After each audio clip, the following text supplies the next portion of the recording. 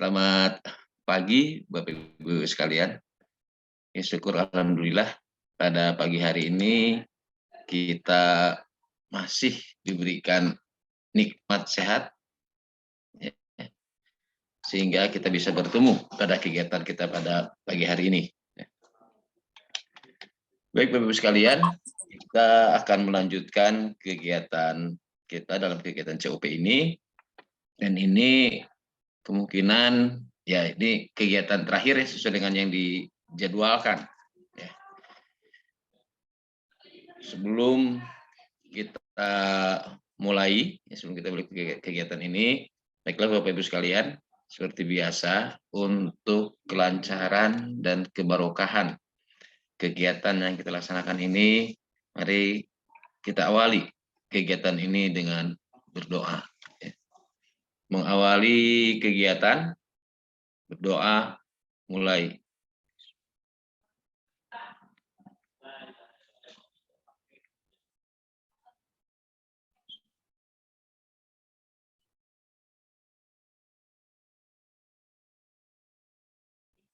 Selesai. Okay. Baik, Bapak Ibu sekalian, ini sudah hadir semua. Ini saya lihat baru 35, mungkin 34 ya. 35 itu dengan saya mungkin ini ya. Baik Bapak Ibu, sambil menunggu kehadiran teman-teman yang lain, saya izin ngambil dulu headset ya Bapak Ibu.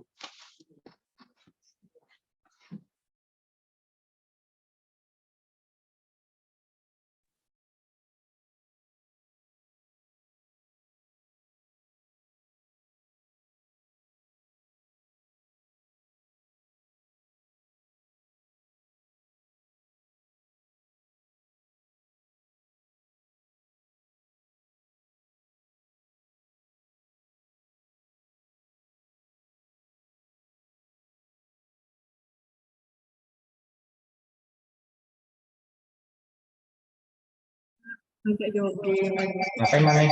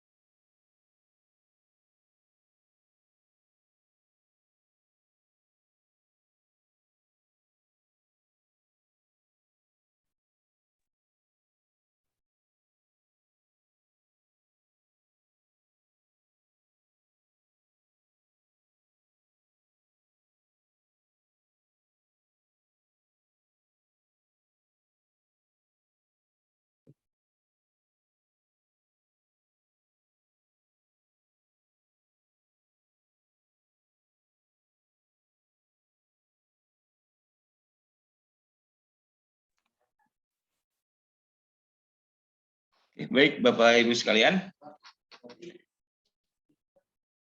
ini yang hadir juga masih 44 ya. Tidak ada informasi dari ketua kelas terkait kehadiran para peserta. Izin Pak, baik Pak, ini akan coba dikonfirmasi dulu Pak ke grup Pak. Oke, agar baik. kita tahu. Kita mulai saja ya Bapak Ibu sekalian, sambil menunggu yang lain. Sebelum kita mulai, saya sampaikan dulu permohonan maaf, jadwal yang tadinya dijadwalkan jam 9, tetapi dikarenakan saya memiliki kegiatan nanti jam 9-an, ya. Jadi saya mohon maaf dan terima kasih atas kesediaan Bapak dan Ibu hadir dalam kegiatan ini pada jam 8 pagi ini. Baik Bapak Ibu, pada kesempatan pagi ini kita akan coba untuk membahas hal yang terkait dengan pembimbingan dan pengawasan. Apa yang akan kita bahas terkait dengan pembimbingan dan pengawasan tersebut? Ya.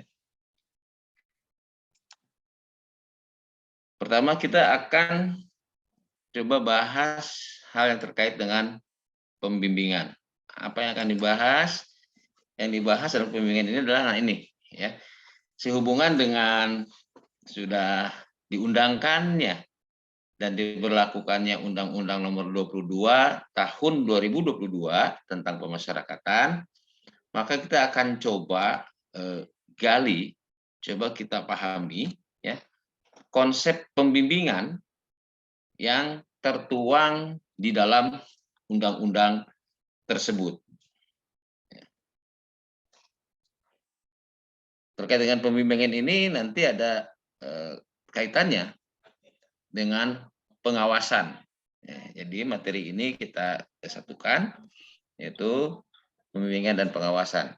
Nah, berbicara tentang konsep pembimbingan dalam undang-undang pemasyarakatan, tentunya kalau kita lihat, ya, kita cermati, bicara tentang konsep pembimbingan ini bukan hanya sekedar definisi, ya, tetapi apa yang diatur, apa yang dijelaskan, atau apa saja yang dijelaskan di dalam undang-undang pemasyarakatan tersebut yang terkait dengan pembimbingan. Ya. Mari kita coba lihat, ya. Ini.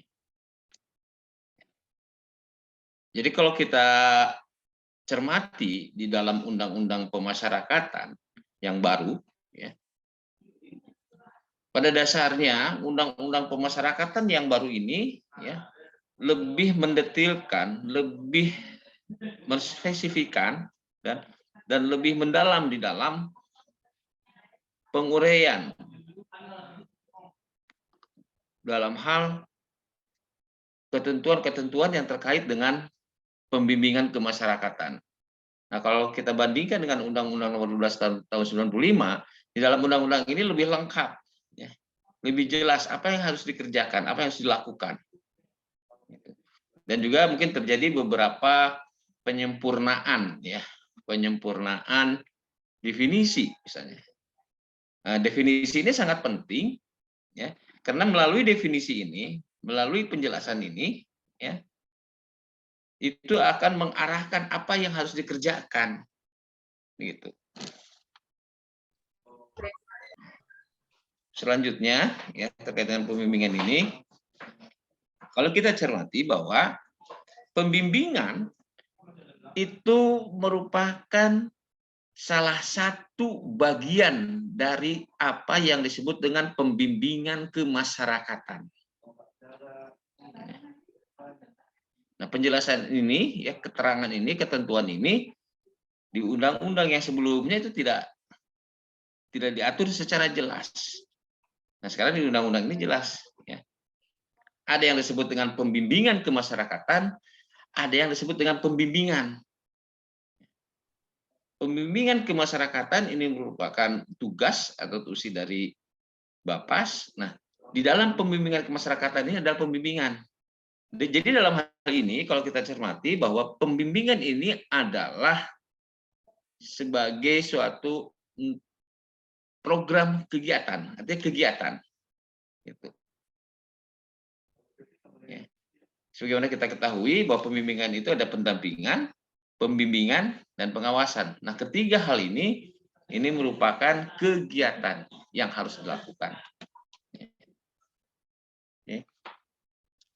Kemudian kalau Bapak dan Ibu melihat, ya, gambar ini, bagan ini, ya, pembimbingan yang dilakukan oleh pembimbing kemasyarakatan ya, itu harus berdasarkan hasil penelitian kemasyarakatan.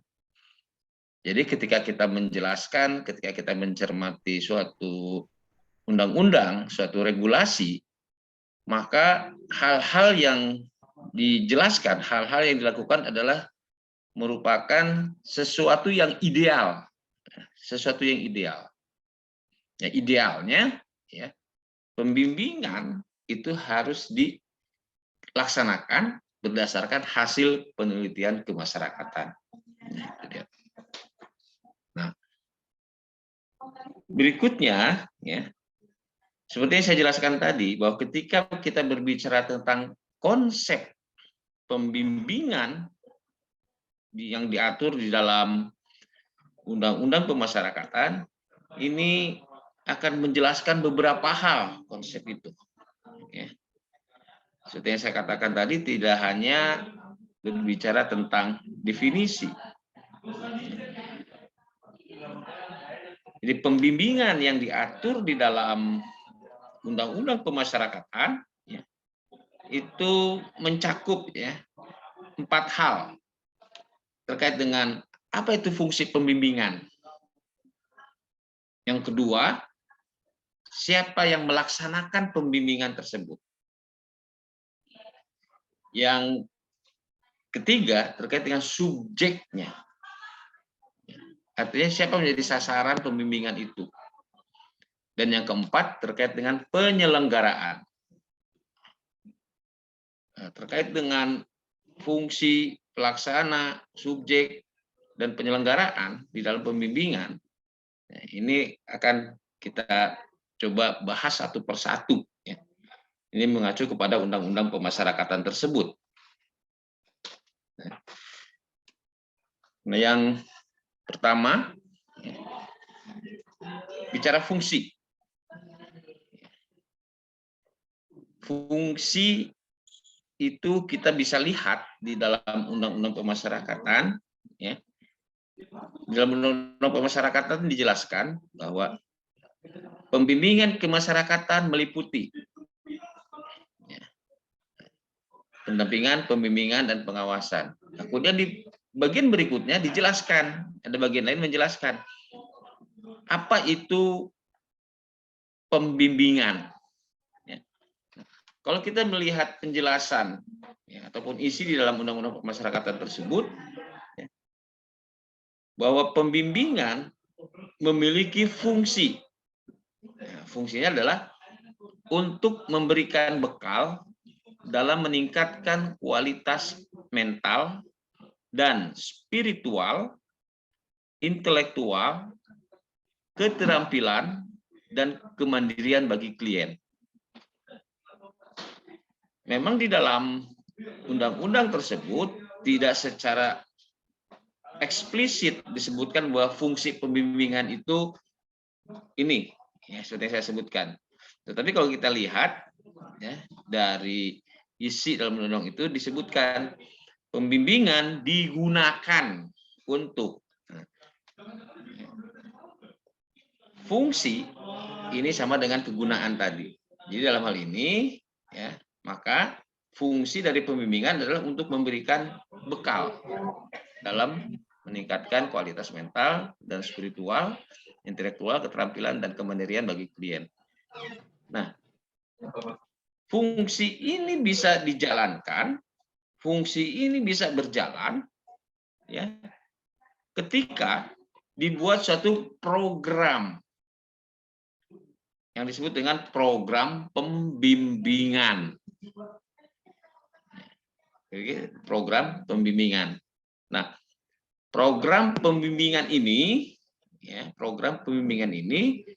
dibuat berdasarkan penelitian kemasyarakatan. Tuh. Kalau kita melihat fungsi tadi, ya, fungsinya untuk meningkatkan berbagai hal tadi, yang meningkatkan mental spiritual, ya, meningkatkan kualitas keterampilan, meningkatkan kualitas kemandirian, ya. maka program pembimbingan yang dibuat oleh PK ya, itu meliputi 2 bagian besar yang sering kita dengar dan yang sering kita ucapkan, dan mungkin Bapak dan Ibu sudah tahu hal itu. Jadi jenis program pembimbingan itu apa saja, Bapak dan Ibu? Untuk bisa melaksanakan fungsi ini, program apa? Ya, silakan Bapak Ibu. Apa programnya untuk bisa melaksanakan fungsi ini? Agar kualitas mentalnya meningkat, agar kualitas intelektualnya meningkat, agar kualitas keterampilannya meningkat, kualitas kemandiriannya meningkat. Jadi program apa yang harus dibuat? Ya. Silakan. Siapa? Mas Raditya? Program apa di dalam pembimbingan itu?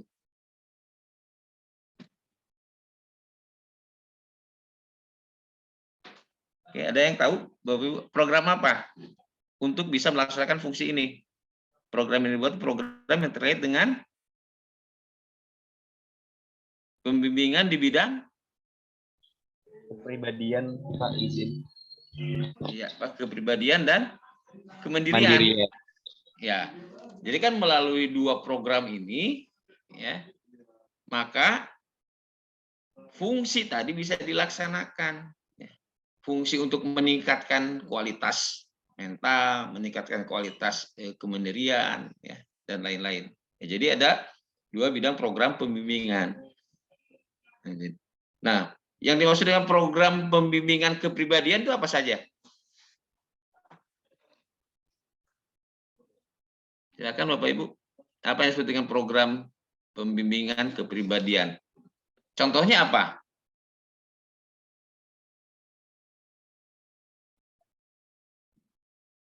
Ya, silakan Bapak Ibu. Apa yang contoh dari program pembimbingan kepribadian?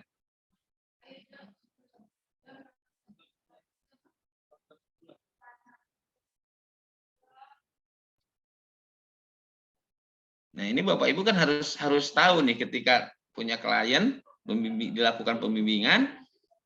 Tadi kan disebutkan ada 2 jenis pembimbingan kepribadian dan kemandirian. Nah, yang disebut dengan pembimbingan kepribadian contohnya apa? Izin menjawab Bapak. Ya, silakan. Ada penyuluhan hukum, ada pembimbingan ini Bapak, pengajian seperti itu Bapak. Oke, penyuluhan hukum, kemudian pendidikan keagamaan, ya, dan juga mungkin pendidikan formal juga di situ, termasuk pembimbingan kepribadian. Nah, kalau pembimbingan kemandirian, tentunya ini yang berkaitan dengan peningkatan apa?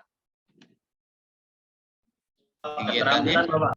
Ya, peningkatan keterampilan. Ya, contohnya misalnya dilakukan pembimbingan untuk keahlian membuat kue misalnya. Ya. Kemudian latihan mengemudi misalnya. Itu kan bisa dijadikan modal klien untuk bisa mandiri. Ya. Nah, baik, itu yang terkait dengan pembimbingan ditinjau dari sisi fungsi. Nah, ini konsep yang ada di dalam Undang-Undang Pemasyarakatan. Kemudian berikutnya tentang siapa yang melaksanakan. Ya.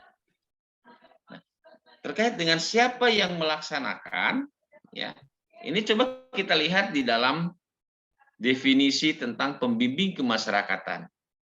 Apa itu pembimbing kemasyarakatan? Atau bagaimana itu pembimbing kemasyarakatan? Ya. Nah, di dalam Undang-Undang Pemasyarakatan disebutkan ya, bahwa PK adalah atau pembimbing kemasyarakatan adalah petugas pemasyarakatan yang melaksanakan litmas, pendampingan, pembimbingan. Nah, ini saya kasih huruf tebal ya, karena di sini kuncinya ya, kata kuncinya. Jadi yang melaksanakan pembimbingan kita lihat definisinya Jadi dalam hal ini adalah PK, ya. PK yang melaksanakan pembimbingan. Pertanyaannya, secara implementatif, ya, dalam implementasinya, apakah harus PK langsung yang melakukan pembimbingan? Oke, bagaimana Bapak Ibu? Apakah harus PK langsung yang memberikan pembimbingan, yang melaksanakan program pembimbingan?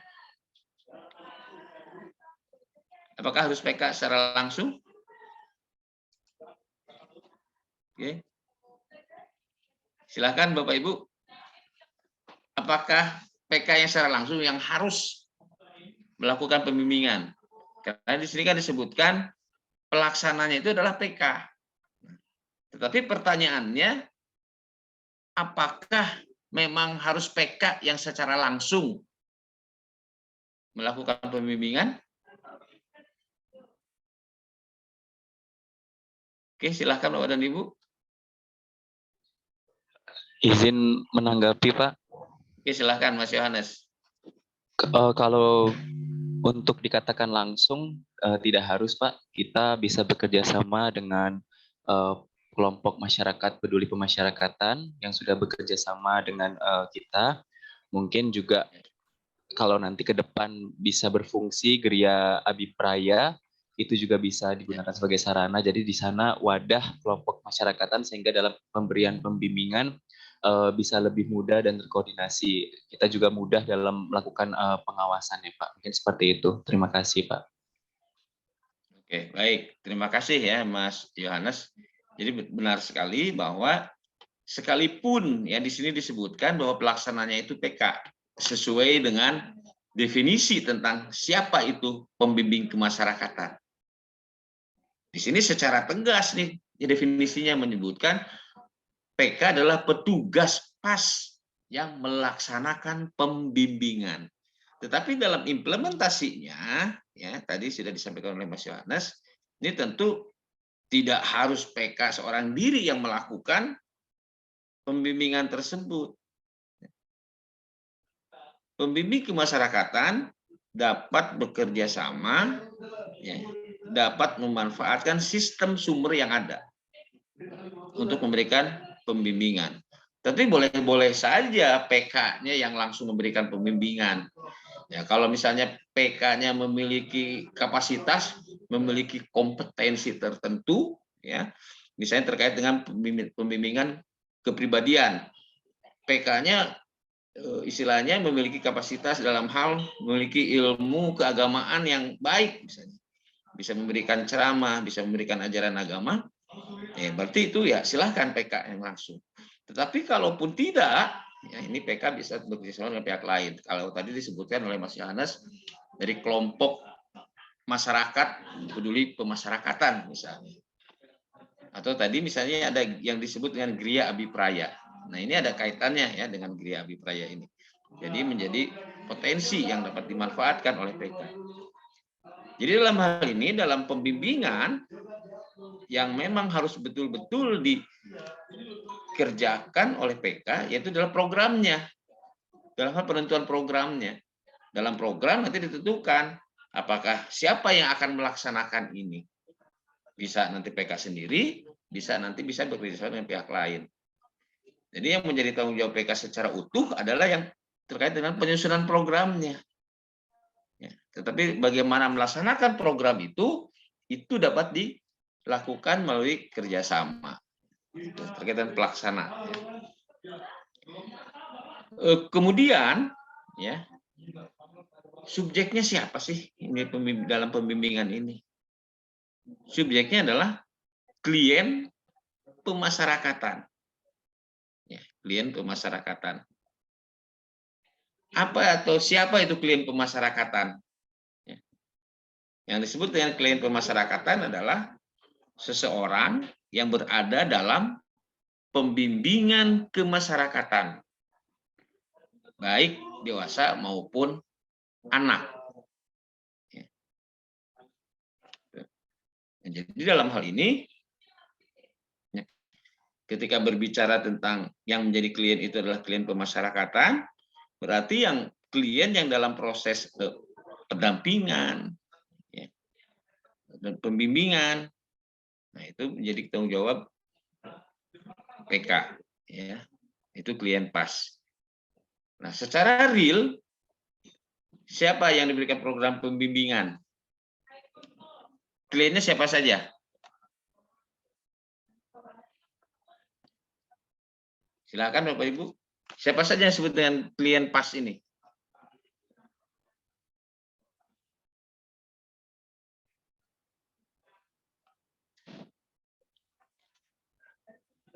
Siapa yang harus mendapatkan pembimbingan dari Bapas atau dari PK? Siapa saja?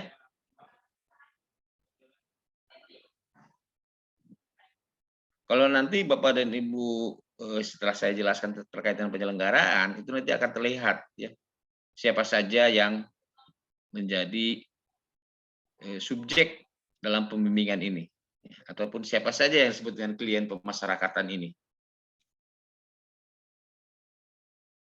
Siapa yang disebut dengan klien pemasyarakatan? Siapa saja? Mungkin ada di antara Bapak dan Ibu yang tahu, ya. Dan sebetulnya kan ini sudah dilaksanakan. Siapa sih yang selama ini? Jadi pertanyaannya saya permudah begini: yang selama ini dibimbing oleh Bapas itu siapa saja? Ya, silakan Bapak Ibu. Yang selama ini dibimbing oleh Bapas siapa saja?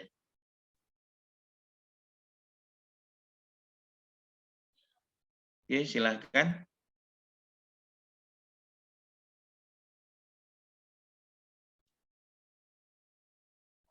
Oke, silakan Bapak Ibu. Yang selama ini dibimbing di Bapas siapa? Izin Pak. Silakan untuk direspon. Yang selama ini dibimbing di Bapas. Izin Pak. Ya, yang silakan. selama ini dibimbing yaitu bisa klien dewasa maupun klien anak Pak. Terima kasih. Klien dewasa dan anak itu yang bagaimana? Kan tidak semuanya sama. Klien yang menjalani program integrasi Pak. Integrasi, ya, yaitu yang klien yang melaksanakan PB, CB, CMB, dan yang saat ini masih berlangsung adalah klien yang melaksanakan asimilasi di rumah. Nah, itu. Nah, tapi kalau kita merujuk ya kepada, kalau kita melihat ya ini, jadi ini ada semacam jadi pertanyaan nantinya ya. Kalau kita melihat Undang-Undang Kemasyarakatan Nomor 12 Tahun 95, salah satu klien Bapas ataupun salah satu yang harus melakukan pembimbingan adalah mereka yang dijatuhi putusan pidana bersyarat.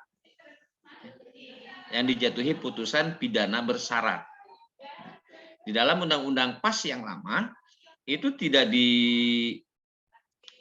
ditegaskan ataupun tidak disebutkan bahwa PIB untuk dewasa atau pidana bersyarat untuk anak, tidak. Artinya baik pidana bersyarat dewasa maupun pidana bersyarat anak, yaitu mereka harus dilakukan pembimbingan.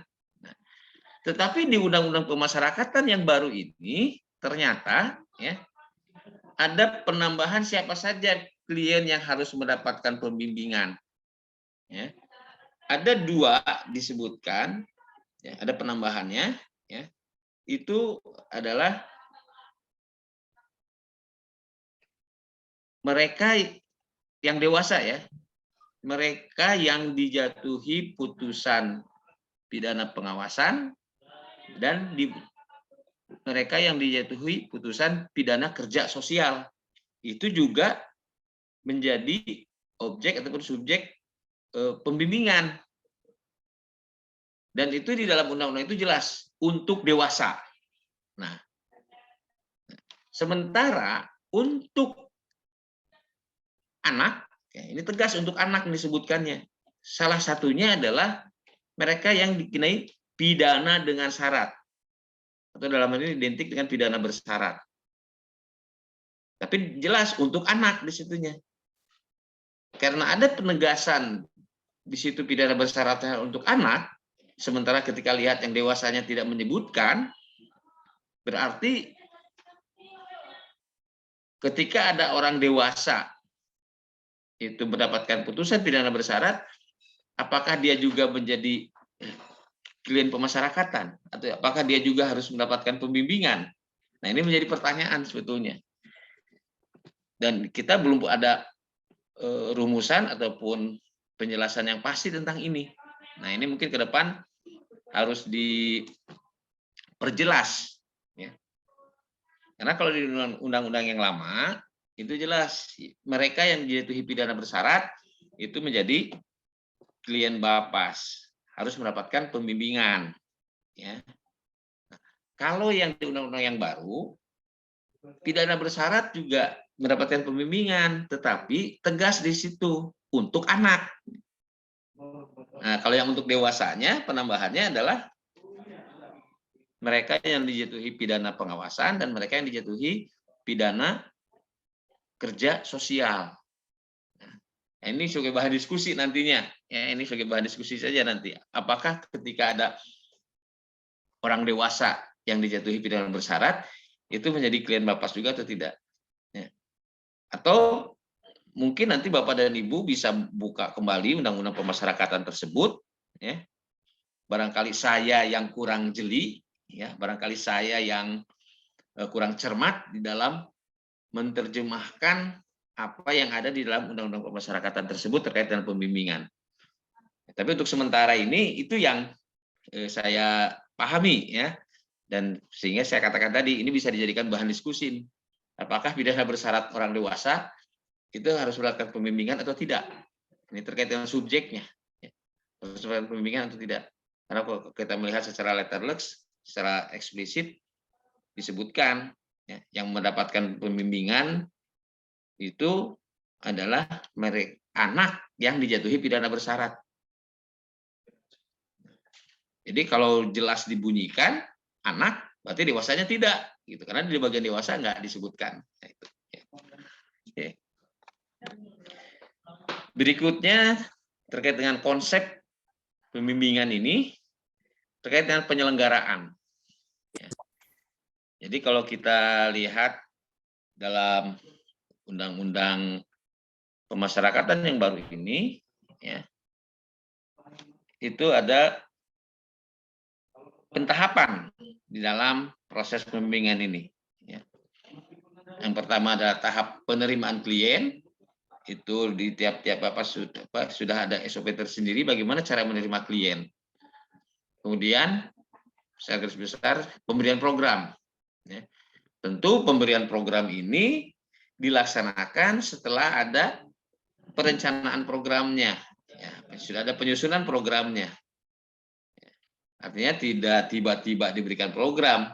Nah, seperti ini digambar di awal di atas, ya harus ada litmasnya. Nah, artinya ketika Bapas menerima klien, apakah itu yang PB, CB, CMB, begitu menerima klien, berarti harus dilakukan litmas terhadap yang bersangkutan. Ya, untuk program pembimbingan. Nah, terkait dengan litmas untuk program pembimbingan ini, ya, ada hal-hal yang seringkali keliru, ya, dalam pelaksanaan litmas. Ya. Ini kita mengulas saja sekalian terkait dengan litmas, ya, terkait dengan jenis litmas. Ya. Seringkali di dalam litmas untuk pemberian pembebasan bersyarat, artinya litmas untuk memberikan rekomendasi apakah seseorang itu dapat diberikan PB atau tidak, dalam rekomendasinya seringkali ditemukan hal yang tidak tepat. Mengapa? Ya. Mungkin Bapak dan Ibu pernah membaca, pernah melihat, bahkan mungkin pernah membuat sendiri. Ya. Di dalam litmas untuk PB, dalam rekomendasinya ada disebutkan direkomendasikan bisa mendapatkan PB, ya. Kemudian ditambah rekomendasinya. Ya, rekomendasinya misalnya dibuatkan, dijelaskan, disarankan ketika nanti klien menjalani program pembimbingan. Nah, program untuk pembimbingan dibuat pada saat Litmas PB. Nah, ini yang keliru. Jadi ada disebutkan dalam rekomendasinya ketika nanti klien sudah setelah menjalani pembebasan bersyarat, maka program yang diberikan ABCD misalnya. Padahal program pembimbingan itu dibuat setelah klien terregister di Bapas. Barulah dibuatkan Litmas untuk pembimbingan. Jadi program pembimbingan bukan diberikan pada saat Litmas untuk PB. Nah, dari Litmas untuk PB itu hanya merekomendasikan apakah yang bersangkutan bisa atau tidak diberikan PB. Sementara program pembimbingannya nanti dibuat pada saat si klien, pada saat si WBP itu sudah terregister di Bapas. Artinya dia sudah mendapatkan SKPB-nya, sudah diserahkan ke Bapas dan dicatat di Bapas. Nah, ini supaya menjadi perhatian juga ya, nyambung dengan masalah Litmas ini. Karena pemberian program pembimbingan ya ada juga yang dimuat di dalam Litmas untuk PB. Nah, ini ya. Kemudian terkait penyelenggaraan ini selain pentahapan tadi ya, kemudian pemberian program dan pengakhiran ya. Nah, terkait dengan penyelenggaraan ini ya, penerimaan, kemudian pemberian program dan pengakhiran. Nah, pertanyaannya ya, kapan ya pembimbingan itu berakhir? Silakan Bapak Ibu. Ini Bapak Ibu sebagai pembimbing kemasyarakatan harus paham kapan ini harus diakhiri ini pembimbingan ini. Ya. Kapan harus diakhiri, Bapak dan Ibu?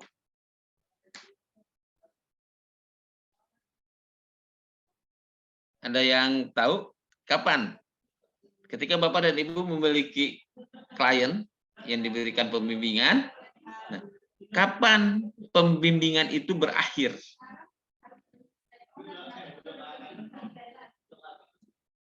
Ada? Silakan Bapak dan Ibu. Kapan pembimbingan itu harus berakhir?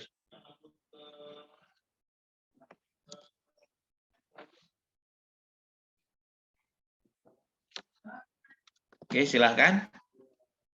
Ada yang tahu? Saya rasa Bapak dan Ibu udah tahu hal ini ya. Karena ini diatur juga di ketentuan yang lama. Kapan ini pengakhiran ini pembimbingan ini berakhir? Karena apa? Disebabkan apa?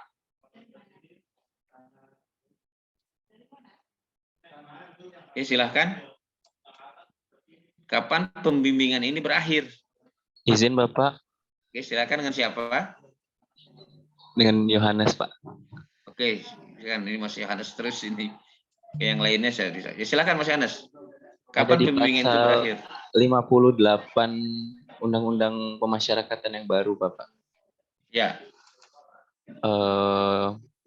Yakni ketika telah selesai menjalani masa pembimbingannya, kemudian meninggal dunia, atau dicabut pembimbingan kemasyarakatannya karena melanggar persyaratan pembimbingan kemasyarakatan, Pak.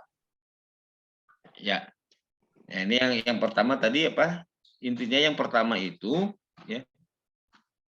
Habisnya itu habis karena apa? Habis karena sesuai dengan batas waktu yang ditentukan, ya. Nah, artinya batas waktu yang ditentukan ini bisa berdasarkan putusan pengadilan, bisa berdasarkan surat keputusan pemberian integrasinya. Nah, berarti itu berarti habis masa pembimbingannya. Ya. Kemudian yang kedua, karena meninggal dunia itu sudah pasti. Nah, yang ketiga, adanya pelanggaran yang dilakukan oleh klien. Ya. Pelanggaran ini bisa kalau kita kaitkan dengan peraturan Menteri Hukum dan HAM, ya, ada pelanggaran syarat khusus, ada pelanggaran syarat umum. Ya. Apa yang disebut dengan pelanggaran syarat umum?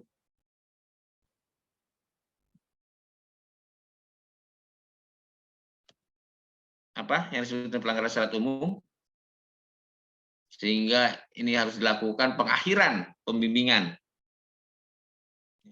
Pelanggaran syarat umum itu adalah ketika klien melakukan kembali tindak pidana. Jenis tindak pidana apapun. Jenis tindak pidana apapun. Itu pelanggaran syarat umum. Nah, pelanggaran syarat khususnya ini adalah hal-hal di luar syarat umum tadi, ya, yang diatur di dalam regulasi yang ada. Contoh syarat khusus apa yang bisa mengakibatkan pembimbingan berakhir? Syarat khususnya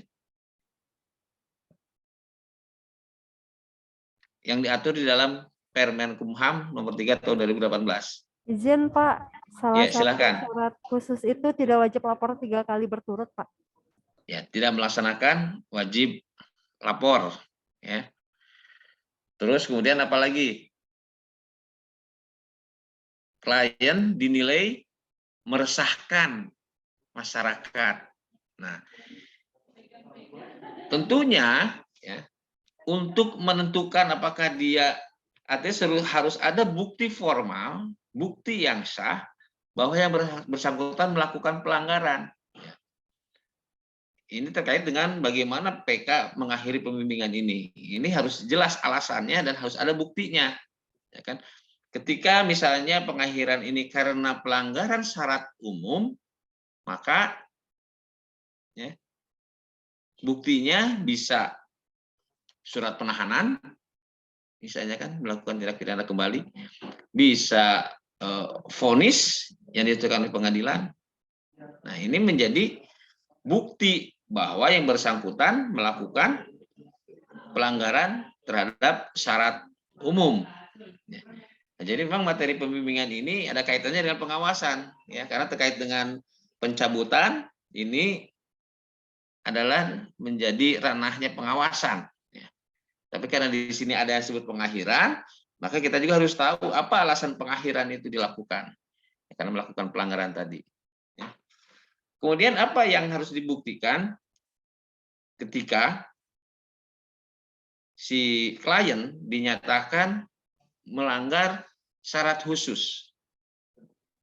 PK harus melakukan apa? Apa yang bisa ditunjukkan oleh PK, ya, sehingga si klien ini dinyatakan melanggar syarat khusus? Contohnya tadi, misalnya klien dinilai meresahkan masyarakat. Apa yang menjadi hal yang dapat dijadikan bukti oleh PK bahwa klien itu dinilai meresahkan masyarakat? Karena ini penting menjadi bagian dari dokumen yang harus dilampirkan pada saat pengajuan pencabutan. Program.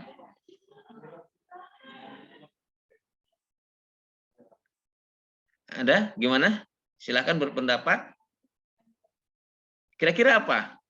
Ketika ada ini kan ketentuannya, program pembimbingan bisa diakhiri karena melakukan pelanggaran syarat khusus. Salah satu syarat khusus itu misalnya di klien dinilai, ya, meresahkan masyarakat.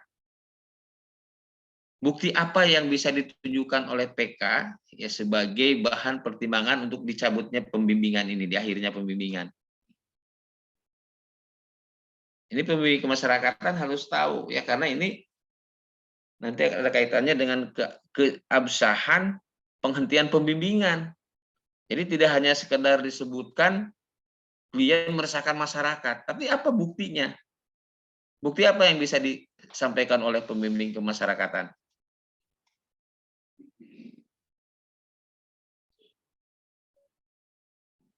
Oke, silakan, tidak usah takut salah. Apa kira-kira bukti yang harus disampaikan, yang harus dilampirkan? Ya. Ada? Bukti apa yang harus dilampirkan?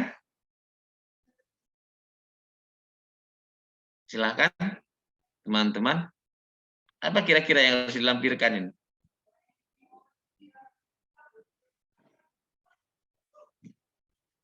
Yang harus dilampirkan adalah, misalnya ada surat pernyataan dari warga sekitar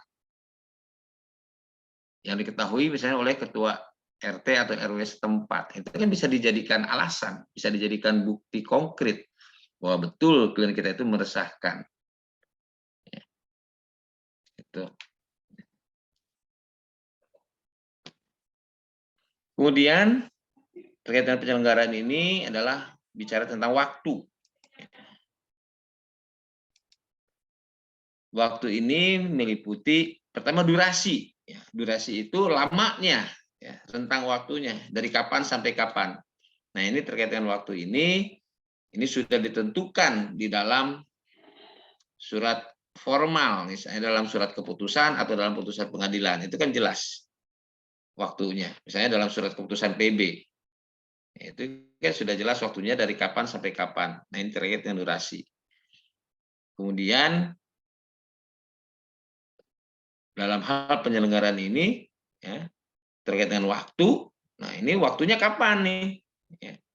Ini kalau dikaitkan dengan tahapan proses hukum, maka ya kalau kita lihat di dalam Undang-Undang Pemasyarakatan, saya lupa pasalnya, pasal 15 kalau nggak salah itu, terkait dengan hak klien, ya, itu disebutkan klien berhak mendapatkan pembimbingan itu sejak tahap pra-adjudikasi, adjudikasi, dan pasca adjudikasi. Ya. Dulu ya mungkin di dalam undang-undang yang lama kita kurang bisa belum begitu terungkap penjelasannya. Apakah pembimbingan itu nanti saja setelah di pasca adjudikasi pada saat klien sudah menjadi klien Bapas. Nah, ternyata di undang-undang yang baru itu mengamanatkan pembimbingan yang dilakukan oleh PK itu dilakukan pada setiap tahapan. Artinya bahwa pada saat misalnya di pra-adjudikasi, misalnya pada saat dilakukan penahanan terhadap seseorang yang disangkakan melakukan tindak pidana, maka ternyata di situ juga harus dilakukan pembimbingan. Karena di situ disebutkan bahwa ya, klien berhak mendapatkan pembimbingan. Nah, nanti Bapak dan Ibu bisa pelajari lebih lanjut bagaimana ya, proses pembimbingan yang dilakukan pada setiap tahapan tersebut. Pada tahap pra-adjudikasi itu bagaimana, pada tahap adjudikasi seperti apa. Nah, kalau untuk pasca adjudikasi mungkin ini tidak asing, ya, bukan hal yang baru. Karena seperti program integrasi itu adalah pembimbingan yang dilakukan pada tahap pasca adjudikasi. Itu. Nah, kemudian ya,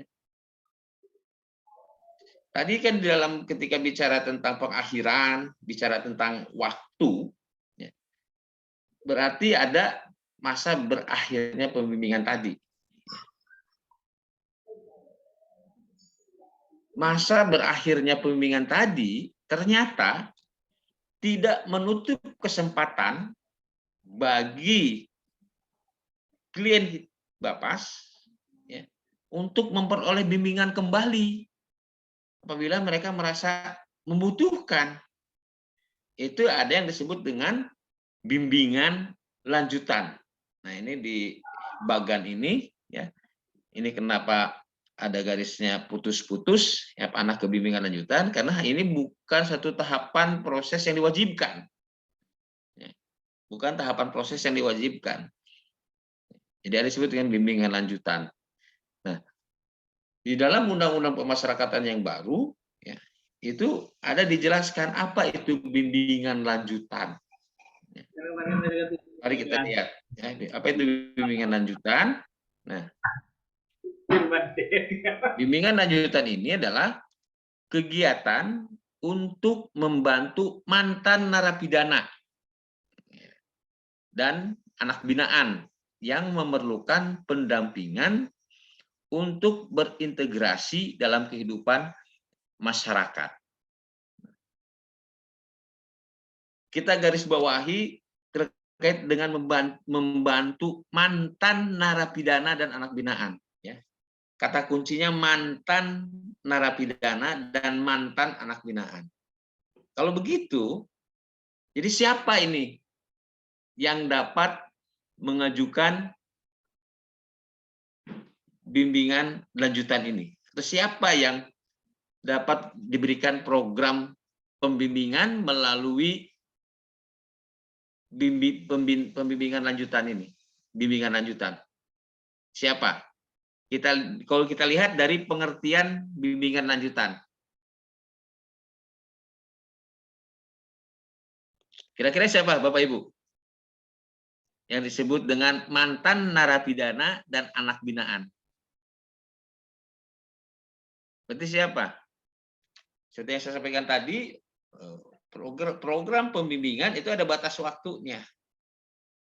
Namun demikian, sekalipun sudah berakhir waktu sesuai dengan waktu yang ditentukan, ternyata ya, klien tersebut dapat memperoleh kembali pembimbingan melalui kegiatan yang disebut dengan bimbingan lanjutan. Nah, siapa saja ya yang dapat memperoleh bimbingan lanjutan? Ada yang tahu? Siapa saja yang berhak mendapatkan bimbingan lanjutan?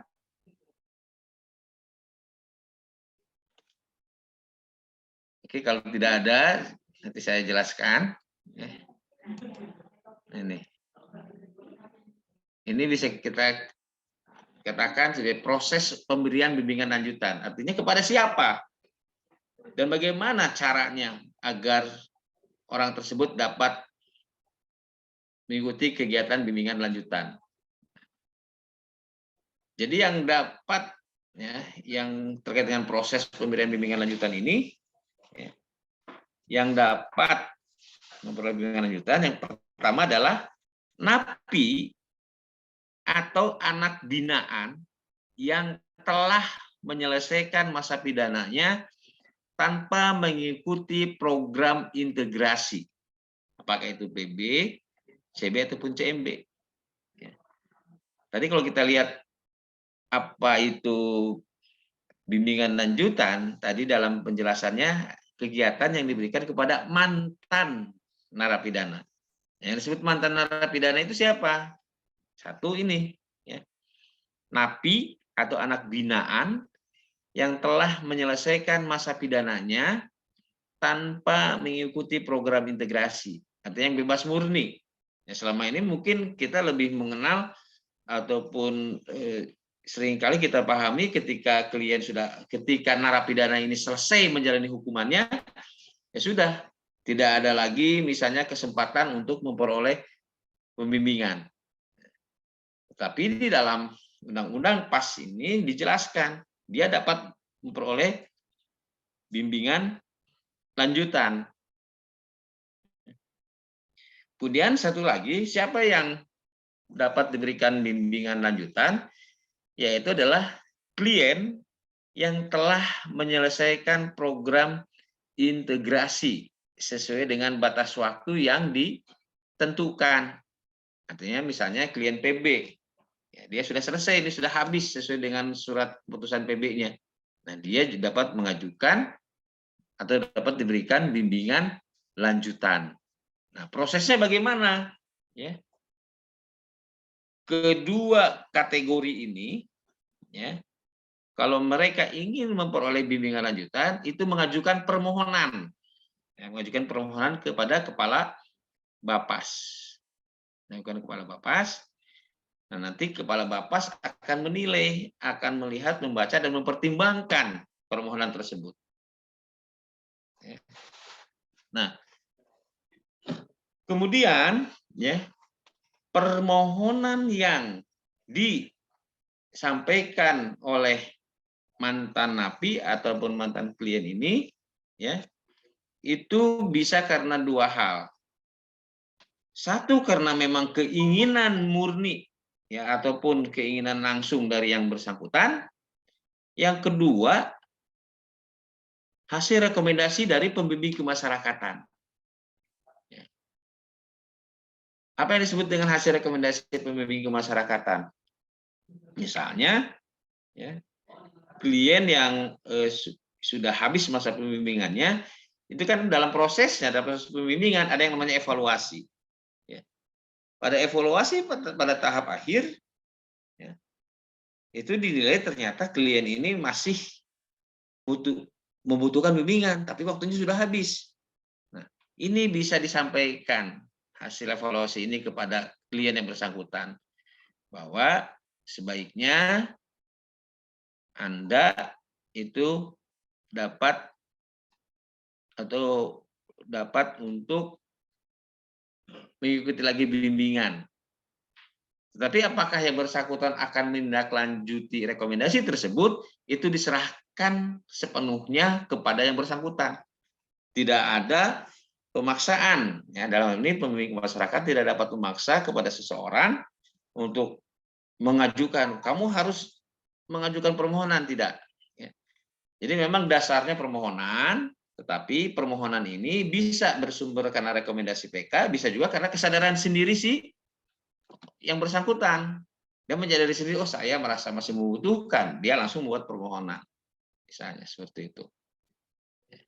Kemudian permohonan yang disampaikan kepada Kepala Bapas, itu dapat saja Kepala Bapas tidak menyetujuinya, atau dapat juga setuju. Nah, ketika dinilai, apa istilahnya, disampaikan oleh Kepala Bapas itu setuju atas permohonan tersebut, maka si klien akan menjadi klien Bapas dalam tahap bimbingan lanjutan. Kalau tidak setuju, berarti ya tidak diberikan pembimbingan. Tapi ketika dia masuk pada bimbingan lanjutan, maka diberikan pembimbingan. Ini kalau kita lihat di dalam Undang-Undang Pemasyarakatan yang baru, ya, terkait dengan hak, ya, terkait dengan hak klien, ya, disebutkan bahwa klien berhak memperoleh pembimbingan pada tahap pra-adjudikasi, pada tahap adjudikasi, pada tahap pasca adjudikasi, dan pada saat bimbingan lanjutan. Tuh. Oke, baik Bapak dan Ibu, terkait dengan pembimbingan sampai di sini ada yang perlu ditanyakan? Silakan. Ada, Bapak Ibu?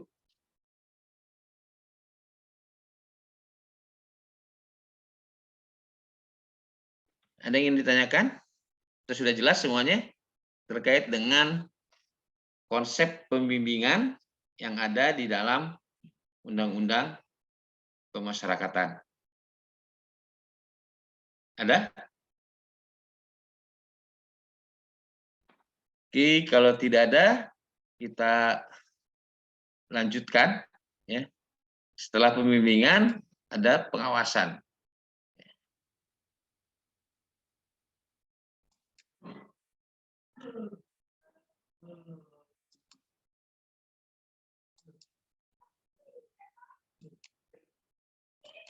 Ya.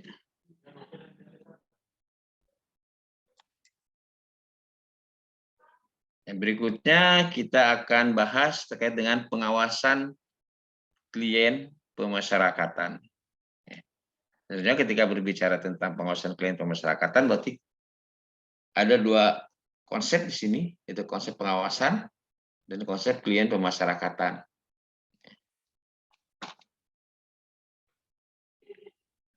Jadi hal-hal apa saja yang perlu diketahui ya, terkait dengan pengawasan terhadap klien pemasyarakatan ini. Pertama adalah tentang dasar hukum. Ya. Itu silakan dibaca. Ya. Dasar hukumnya apa saja. Ya. Kemudian terkait dengan pengawasannya itu sendiri, hal-hal yang dapat dijelaskan dan sebagai berikut. Ya. Ini. Pertama tentang pengertian pengawasan. Ya. Pengertian pengawasan. Pengawasan ini adalah ya, kegiatan pengamatan, penilaian, dan penindakan terhadap pelaksanaan program layanan, pembinaan, dan pembimbingan warga binaan pemasyarakatan berdasarkan rekomendasi laporan Litmas dan atau putusan penetapan hakim agar program kegiatan dapat berjalan sesuai dengan rencana yang telah ditetapkan. Itu pengertiannya. Nah, kemudian ruang lingkup pengawasan ini yaitu pengawasan terhadap layanan, pengawasan terhadap program pembinaan, dan pengawasan terhadap program pembimbingan. Tadi kita sudah bicara tentang pembimbingan. Nah, fungsi pengawasan ini berjalan di sini. Berjalannya fungsi pengawasan ini, contohnya ketika tadi dicontohkan misalnya ketika ada pelanggaran, itu bisa dikatakan ada pelanggaran kalau memang ada pengawasan. Kalau tidak ada pengawasan, tidak mungkin ya pemimpin kemasyarakatan bisa mengatakan bahwa itu terjadi pelanggaran. Kemudian berikutnya tujuan. Ya. Tujuannya adalah ya, memastikan pelaksanaan program pembimbingan sesuai dengan rencana. Ya. Dan ini bukan hanya program pembimbingan saja ya, memastikan program pembimbingan, program pelayanan, dan program pembinaan apakah sesuai dengan rencana. Jadi ketika misalnya bagaimana peran PK ya, di dalam dalam pengawasan ini di lapas atau rutan, itu yang diawasi itu bukan petugas lapas atau petugas rutannya, tetapi dalam hal ini fungsi pengawasan itu dilakukan terhadap program yang sudah direncanakan. Karena sebagaimana ketentuan ada bahwa program pelayanan dan program pembinaan itu adalah dilaksanakan berdasarkan penelitian kemasyarakatan. Nah, sejauh mana program itu dilaksanakan, dan disinilah fungsi pengawasan itu dilakukan. Jadi yang diawasi bukan petugasnya, tapi programnya ya di sini. Jadi jangan sampai nanti ada yang merasa misalnya pihak teman-teman di lapas atau rutan kok PK ini seolah-olah ada di atas mereka. Bukan. Ya. Ini bukan kepada petugas, tapi kepada program yang direkomendasikan. Ketika tidak dilaksanakan, apa alasannya? Dilakukan evaluasi, misalnya seperti itu. Ya. Kemudian yang keempat terkait dengan tahapan. Ya.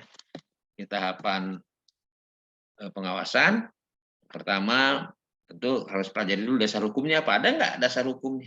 Kita melakukan pengawasan terhadap program tersebut. Ya. Kemudian yang kedua, melakukan pengamatan ya, dan pengumpulan fakta-fakta. Ya, misalnya dalam hal pengawasan program pembimbingan. Ya. Nah, ini tentu pada saat program itu berjalan, bagaimana pemimpin kemasyarakatan bisa mencari informasi ya, terkait dengan data-data ini. Apakah itu dilaksanakan atau tidak, ataupun ada hambatan atau tidak. Kemudian melakukan penilaian dengan membandingkan pelaksanaan dan dasar hukum atau standar. Jadi yang dikerjakan itu sesuai standar atau tidak? Sesuai dengan ketentuan atau tidak? Ya, karena ini disebutkan membandingkan dengan dasar hukumnya, artinya ketentuan di sini. Ada penyimpangan nggak dengan ketentuan yang diatur? Ya. Kemudian menentukan masalah dan hambatan serta solusinya.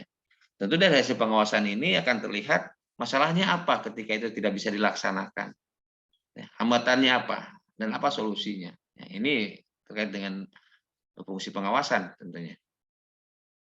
Kemudian yang kelima, memberikan tindakan korektif.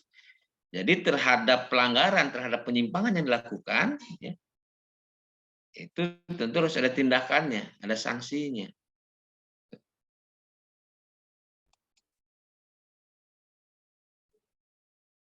Berikut metode atau cara pelaksanaannya, ya, adalah pertama wawancara. Nah, ini bisa dilakukan terhadap objek-objek yang memang mendapatkan program.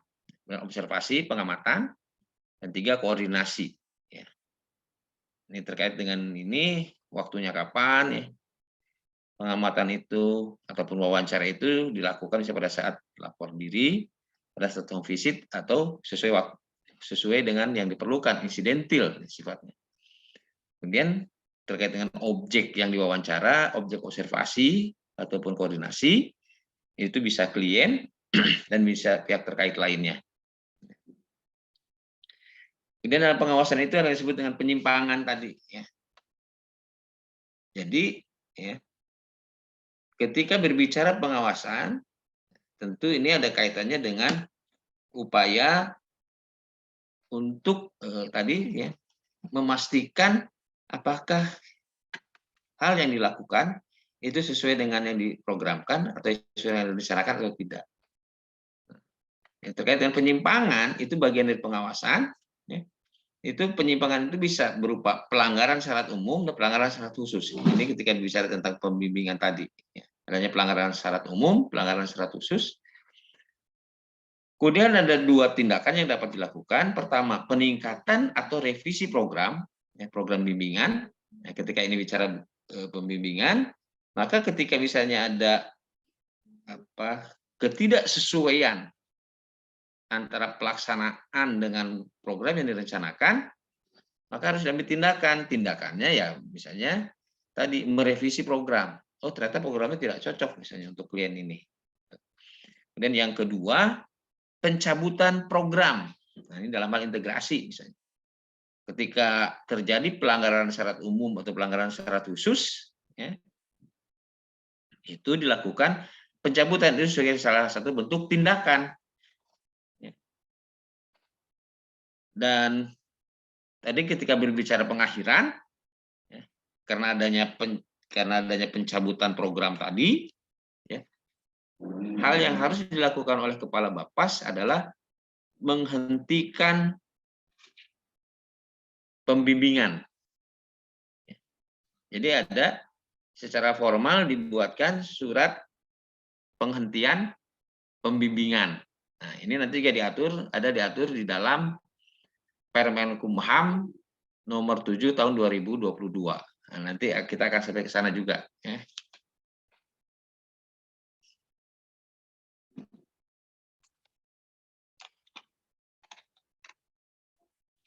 Kemudian dampaknya apa? Dampaknya adalah adanya pengakhiran program atau harus menjalani sisa masa pidana bagi klien yang dicabut program integrasinya. Ya, maka melalui pengawasan ini dampaknya si klien harus menjalani kembali sisa hukumannya. Nah, ini tadi juga sudah disampaikan karena pengawasannya terhadap klien pemasyarakatan, maka kita kembali menjelaskan siapa itu klien pemasyarakatan. Jadi pengawasan itu diberikan kepada siapa? Nah, itu diberikan kepada klien pemasyarakatan. Siapa klien pemasyarakatan? Adalah orang yang berada dalam pembimbingan kemasyarakatan, baik anak ataupun dewasa. Nah, karena di sini di dalam klien pemasyarakatan dijelaskan ya seseorang yang berada dalam pembimbingan kemasyarakatan, jadi timbul lagi kan pertanyaan. Ya, seseorang yang berada dalam pembimbingan kemasyarakatan itu yang bagaimana? Ini, ya. Nah ini sudah sempat saya sampaikan.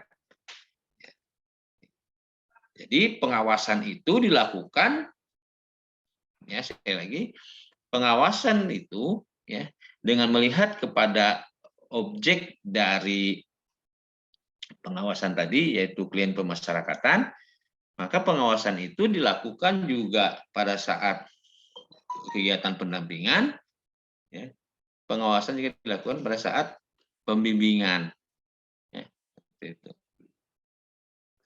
Oke, sampai di sini ada yang perlu ditanyakan?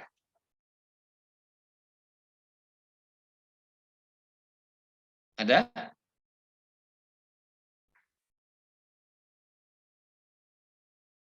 Izin Silakan bertanya, Bapak Ibu Bapak. kalau oke, silakan dengan siapa? Saya Ilmiah, Pak, dari Bapak Palembang. Oke, silakan Mbak.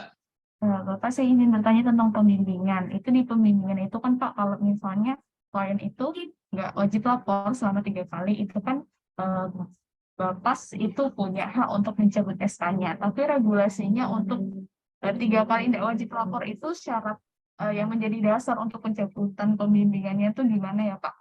Mohon arahannya. Ya, baik.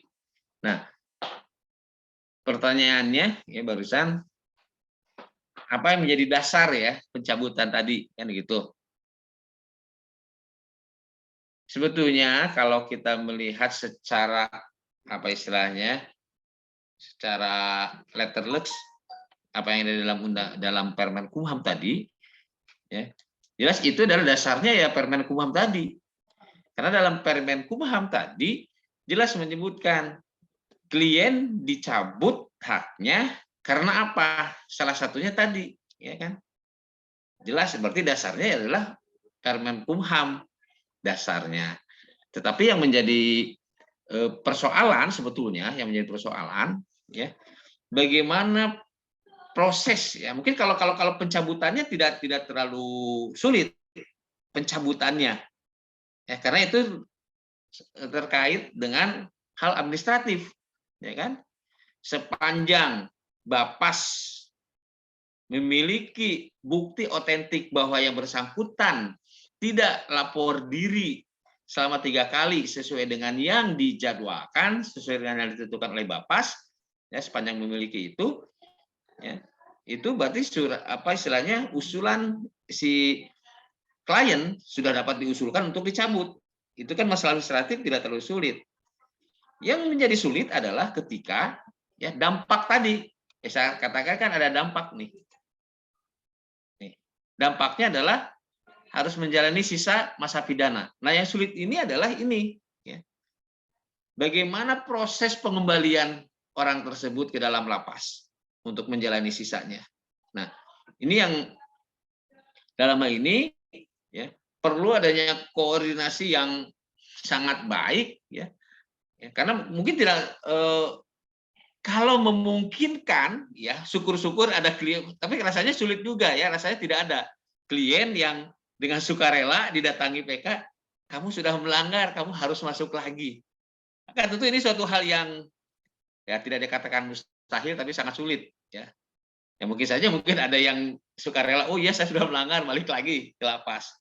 Nah, jadi sekali lagi sebetulnya dasarnya adalah tetap itu, cuma yang jadi persoalan bagaimana cara ini dampaknya tadi, melaksanakan dampaknya ini. Dampaknya adalah harus dikembalikan. Nah, sampai dengan saat ini memang belum ada regulasi yang mengatur secara kuat ya tentang bagaimana misalnya PK ataupun Bapas ya dapat meminta bantuan aparat penegak hukum yang lain, misalnya dalam ini kepolisian, untuk membantu memasukkan si klien ke dalam lapas menjalani sisa hukumannya. Karena mungkin nanti juga pihak aparat penegak hukum yang lain juga dia akan berpegang kepada dasar hukum.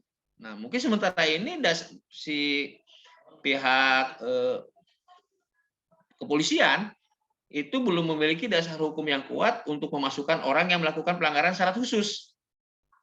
Aturan itu baru ada di kita, ya, bahwa klien yang melanggar harus menjalani sisa hukumannya.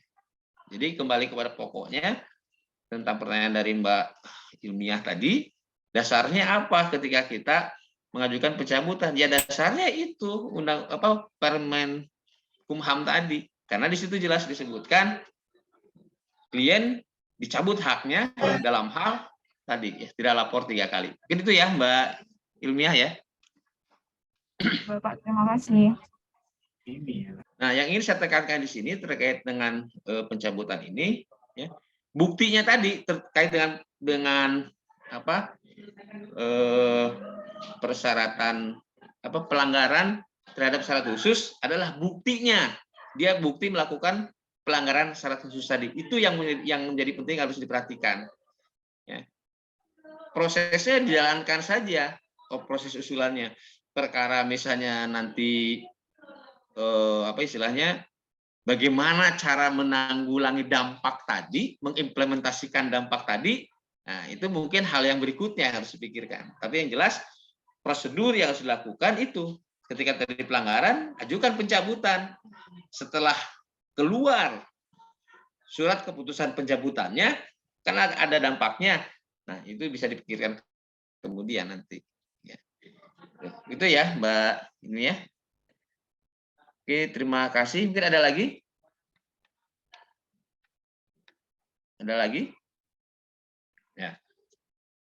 Baik, terkait dengan tadi yang sudah dicontohkan oleh Mbak Ilmiah, itu adanya pencabutan. Saya ingin bertanya di antara Bapak Ibu sekalian, mungkin ada yang bisa memberikan pengalaman yang diketahuinya, baik itu pengalaman sendiri ataupun yang diketahuinya, ya, apa proses ataupun tindakan apa yang dilakukan, langkah apa yang dilakukan oleh Bapas, ya, pada saat ada klien ya, yang melakukan pelanggaran kembali, ya, melakukan tindak pidana kembali. Ya. Ini yang ingin saya sampaikan, ya, terkait dengan pengawasan ini, ada sebagian ruang lingkupnya adalah pencabutan SK integrasi dan izin keluar negeri. Ya. Itu sebagian dari ruang lingkup pengawasan. Jadi dua hal itu saja yang akan kita bahas. Ya. Nah, yang pertama ingin saya ketahui, ingin berbagi, ya, dari mudah-mudahan dari antara teman-teman ada yang mau berbagi pengalaman terkait dengan tindakan apa, langkah apa yang dilakukan oleh Bapas pada saat diperoleh informasi ada kliennya yang melakukan pelanggaran hukum kembali. Silahkan, mungkin ada. Silahkan, ada nggak? Ada yang bisa berbagi, Bapak Ibu sekalian?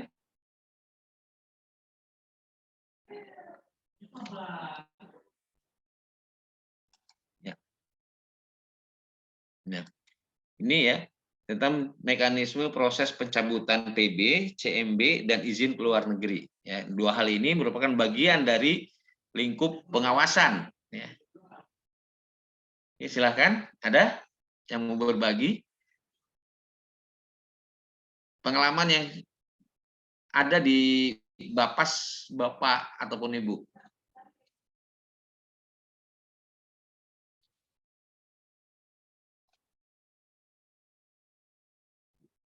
Ada Bapak dan Ibu?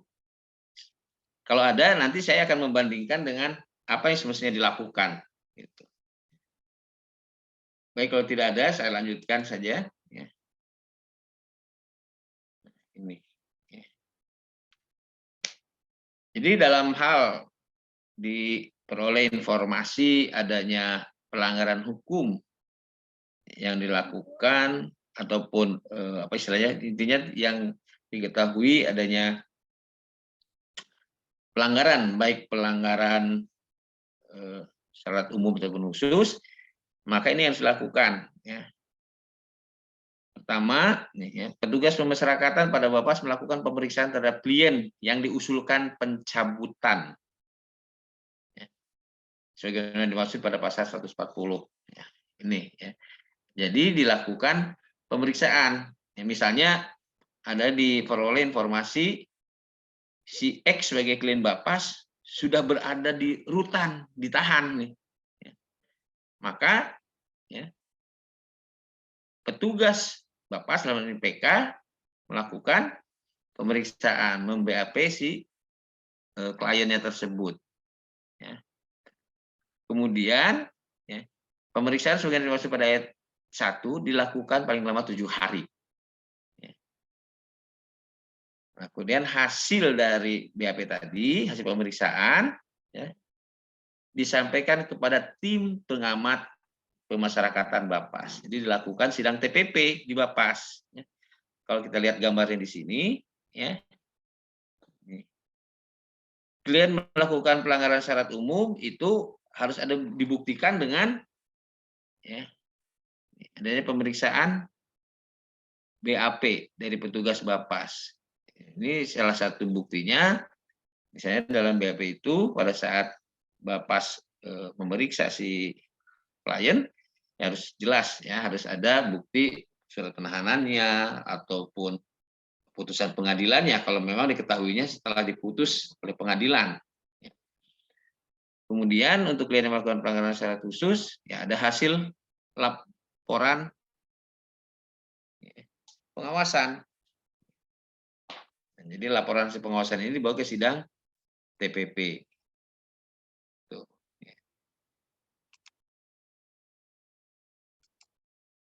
Kemudian berikutnya, ya, nih terkait dengan pencabutan, proses pencabutan ini.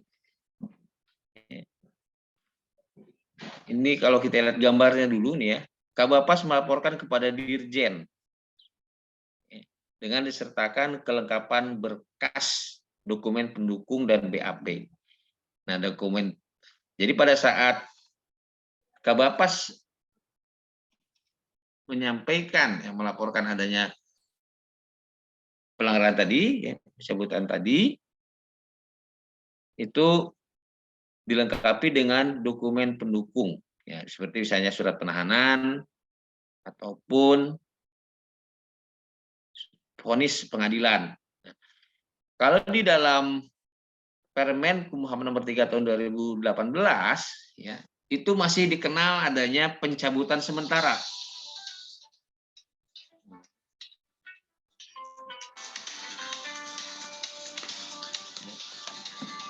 Oke.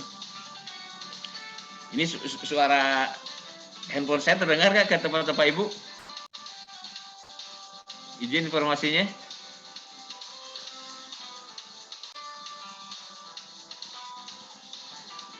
Suaranya terdengar nggak suara handphone saya?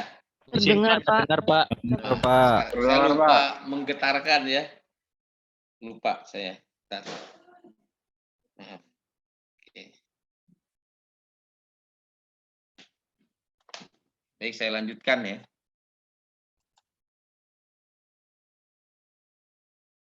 Jadi kalau di Permen Kumham 3 2018 itu ketika ada pelanggaran yang dilakukan oleh klien dan diusulkan dicabut ke Dirjen Pas, itu Kabapas mengeluarkan SK pencabutan sementara. Itu 2000 di Permen nomor 3. Nah, untuk saat ini itu sudah tidak dilakukan lagi. Ya, jadi kalau saat ini ada pelanggaran hukum ataupun dilakukan usulan pencabutan hak oleh Kabapas karena ada pelanggaran tadi, Kabapas tidak lagi melakukan pencabutan sementara. Ini diatur di dalam Permen Kumham nomor 7 tahun 2022 ya, Permen Kumham nomor 7 tahun 2022. Nih. Jadi terjadi perubahan di sini ya. Jadi kalau di Permen Kumham 3 2018 pertama ya, terhadap klien yang diusulkan dicabut haknya itu Kabapas mengeluarkan pencabutan sementara sebelum Kabapas mengusulkan kepada Dirjen Pas. Kemudian tidak ada pengawasan yang dilakukan oleh Kabapas. Nah, di dalam Permen Kumham nomor 7 tahun 2022 itu disebutkan ya, Kabapas mengeluarkan penghentian pembimbingan. Jadi bukan pencabutan sementara. Ya. Jadi ketika di Bapas ada klien Bapas yang melakukan pelanggaran hukum ataupun intinya ketika ada klien yang diusulkan dicabut haknya, ya, dicabut hak integrasinya, yang dibuat oleh Kabapas itu bukan pencabutan sementara, tetapi yang dibuat adalah pencabutan, ya, Kabapas melakukan penghentian pembimbingan terhadap klien. Tentunya ketika disebutkan melakukan penghentian pembimbingan, harus ada surat formal yang dikeluarkan oleh Kabapas. Misalnya berupa surat keputusan Kepala Bapas tentang penghentian pembimbingan. Dasar hukum penghentian pembimbingan adalah ini, ya, Permen Kumham nomor 7 tahun 2022. Jadi tidak lagi mengeluarkan SK pencabutan sementara. Kemudian, ya, di Permen Kumham 7 2022 ternyata terhadap klien yang dikenakan penghentian pembimbingan, Kepala Bapas tetap melakukan pengawasan. Nih, jadi ada kewajiban, ya, untuk melakukan pengawasan. Memang di sini disebutkan Kepala Bapas yang melakukan pengawasan, tetapi dalam implementasinya tentunya yang melaksanakan adalah pembimbing kemasyarakatan yang menangani klien tersebut. Jadi intinya, ya, yang harus diperhatikan saat ini ketika ada klien yang diusulkan dicabut haknya, itu tidak lagi dikeluarkan SK pencabutan sementara. Yang dikeluarkan oleh Kepala Bapas adalah penghentian pembimbingan. Selama dilakukan penghentian pembimbingan, tetap dilakukan pengawasan. Baik, itu ya terkait dengan pencabutan hak, ya. Oke. Nah ini, ya, terkait dengan usulan pencabutan tadi, ya. Jadi usulan pencabutan disampaikan kepada Kabapas setelah mulai kepada Dirjen setelah adanya sidang TPP, ya, dilakukan. Kabapas mengusulkan pencabutan kepada Dirjen Pemasyarakatan sesuai rekomendasi sidang TPP Bapas. Nah, ini gambar ini menjelaskan penjelasan saya tadi. Nah, kemudian bagaimana proses pengeluaran SK pencabutannya? Di sini, ya. Pertama adanya usulan, ya, dari Kabapas. Di sini dijelaskan bahwa usulan tadi dilakukan verifikasi, ya. Dilakukan verifikasi, bila hasil verifikasi benar, maka Direktur Jenderal atas nama Menteri menetapkan keputusan pencabutan, ya. Kemudian disampaikan kepada Kepala Bapas. Jadi surat keputusan pencabutan tadi, ya, disampaikan kepada Kepala Bapas untuk dipertahukan kepada klien dengan tembusan kepada Kepala Kantor Wilayah. Nah, kemudian SK-nya dicetak di Bapas dengan tanda tangan elektronik. Jadi penerbitan SK pencabutannya ada di Bapas, ya, dengan tanda tangan elektronik Direktur Jenderal atas nama Menteri. Ya.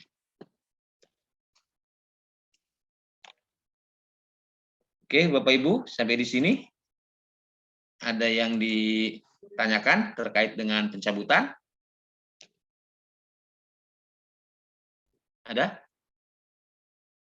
Kalau tidak ada, saya lanjutkan terlebih dahulu terkait dengan izin keluar negeri, ya. Izin keluar negeri, ya, ini kalau yang diatur di dalam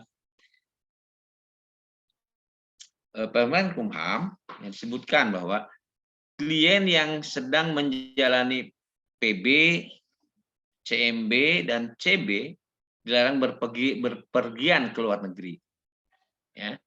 Kecuali, artinya kalau ada kecuali boleh dalam hal tertentu, ya.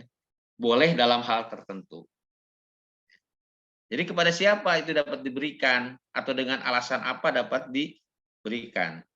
Jadi klien yang diizinkan untuk bepergian ke luar negeri, ya, ada dua hal yang harus dapat dijadikan alasan, yang dijadikan pertimbangan.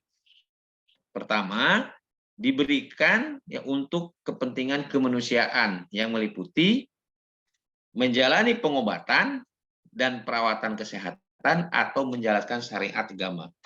Artinya, ya, sepanjang dua alasan ini yang diajukan oleh klien, maka permohonannya dapat ditindaklanjuti. Ya.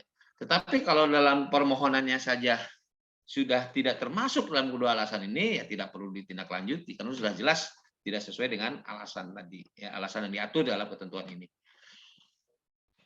Kemudian selain kalau untuk anak, ya, selain dua kepentingan tadi, ya, selain untuk kepentingan kemanusiaan sebagaimana dimaksud pada ayat 2, izin keluar negeri juga dapat diberikan kepada klien anak untuk kepentingan mengikuti pendidikan dan atau mengikuti kegiatan pengembangan minat, bakat, dan seni.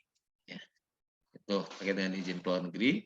Jadi pada dasarnya izin keluar negeri bisa diberikan dengan alasan kemanusiaan dalam dua hal, menjalankan syariat agama dan terkait dengan masalah kesehatan. Ya.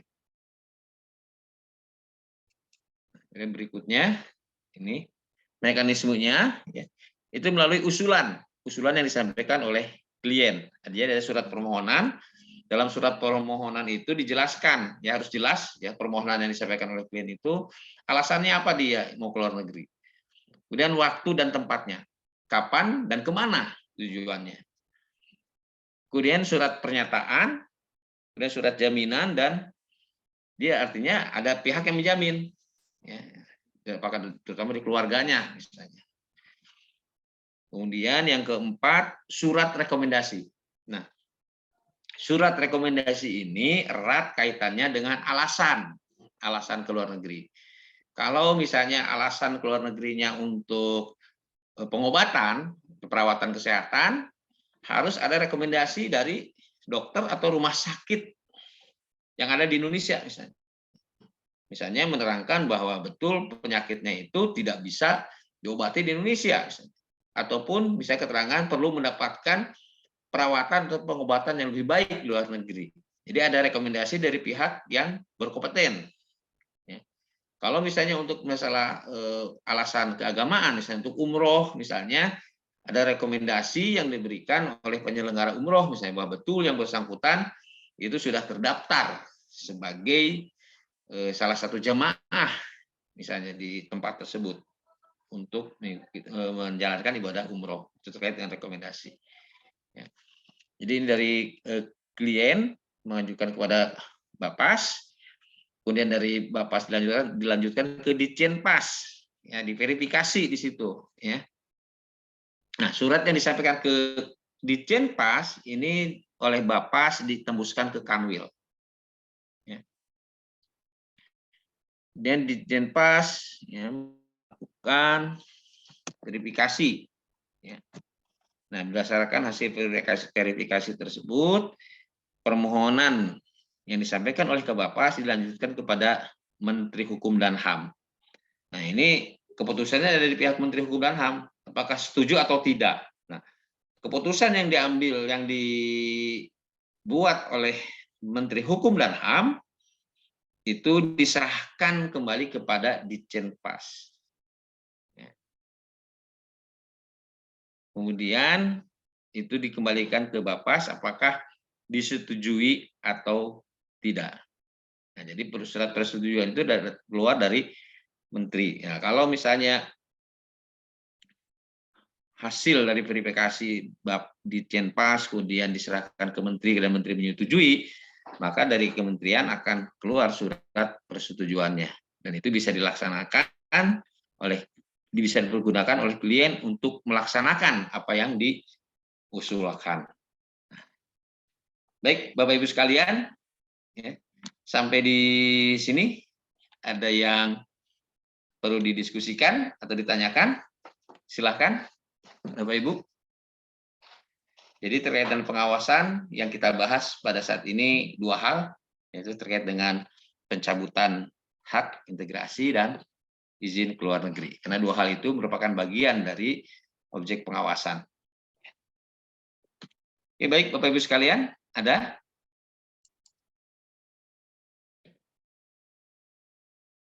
Oke, kalau memang tidak ada, mudah-mudahan apa yang saya harap, sekalipun tidak ada yang perlu didiskusikan kembali, mudah-mudahan apa yang saya sampaikan itu dapat dipahami, ya. Dan selanjutnya, ya, mudah-mudahan apa yang saya jelaskan ini dapat menambah wawasan, pengetahuan yang dapat diimplementasikan dalam pelaksanaan tugas Bapak Ibu sekalian. Paling tidak, apa yang saya sampaikan ini bisa menjadi bahan diskusi lebih lanjut untuk bisa lebih mendalami dan memahami tentang tugas pembimbing kemasyarakatan. Baik, kalau tidak ada, saya rasa saya cukupkan sampai di sini, ya, pembahasan kita tentang pembimbingan dan pengawasan. Karena ini merupakan akhir sesi kegiatan COP, pada kesempatan ini, ya, pada kesempatan ini saya, ya, selaku teman dari Bapak Ibu sekalian, tempat berbagi, tempat berdiskusi, ya, di akhir sesi COP ini ada beberapa hal yang saya rasa perlu disampaikan kepada Bapak dan Ibu. Hal yang pertama tentunya dari saya adalah ucapan terima kasih saya kepada Bapak dan Ibu sekalian yang telah mengikuti kegiatan COP ini dari awal sampai akhir, yang saya rasa diikuti dengan baik oleh Bapak dan Ibu. Hal yang kedua yang perlu saya sampaikan adalah permohonan maaf saya kepada Bapak dan Ibu sekalian apabila selama kegiatan COP ini berlangsung ada hal-hal yang kurang berkenan bagi Bapak dan Ibu sekalian, baik itu ucapan maupun sikap. Hal yang ketiga adalah saya berharap apa yang kita diskusikan ini, apa yang kita bahas selama kegiatan COP ini, ya, dapat bermanfaat bagi Bapak Ibu sekalian yang dapat diimplementasikan dalam pelaksanaan tugas Bapak Ibu sekalian sebagai pembimbing kemasyarakatan. Yang keempat, semoga apa yang kita kerjakan, apa yang kita lakukan ini merupakan bagian dari ladang amal ibadah kita semua. Mungkin itu saja di akhir sesi ini yang dapat saya sampaikan. Sekian, terima kasih. Dan sebelum kita akhiri kegiatan ini dengan doa. Ya. Mengakhiri kegiatan, berdoa, mulai.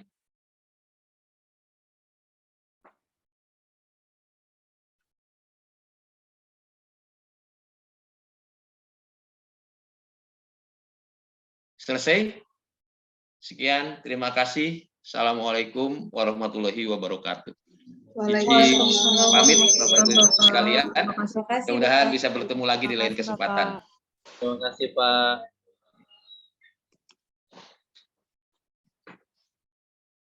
Oke, makasih ya Mas Yanes. Ya Pak, terima Selalu kasih. teman-teman semuanya ya. Oke, izin live.